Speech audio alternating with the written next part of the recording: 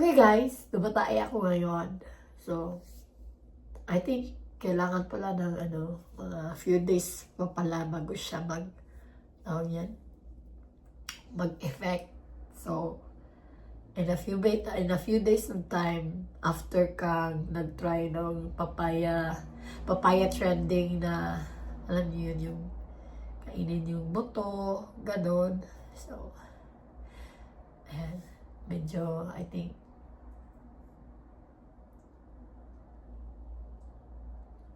tumatalab-talab na siya sa akin, guys. O, diba? Sana all. So, pakita ko sa inyo guys, yung tae ko. Sorry. Anyways. Okay, guys. Sandali lang, guys. Kasi, na-curious talaga ako nitong si papaya trending na to eh. Kasi myself kasi, hindi ako normal na yung magbawas ng dumi, ganun. So, tinry ko lang. Wala namang masama, di ba?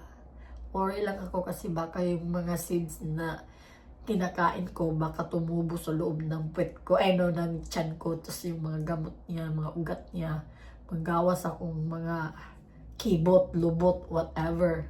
You know? So, yes, guys. So, yan. So, nasa bathroom ako ngayon. Nag-i-ebak. Sorry sa mga kumakain. Pasintabi po. Okay? Saglit lang. I'll show you. Tingnan nyo, guys. Tingnan nyo yan. Buto ng papaya yan, guys. O, diba?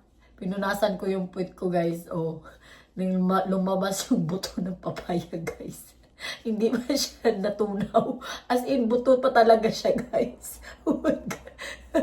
Laka, butubo siya sa kuntiyan ng kuan. Liso aning papaya. Oh my God.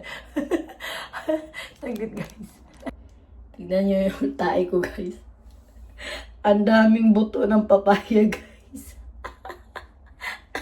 Oh my God. Tignan nyo, guys.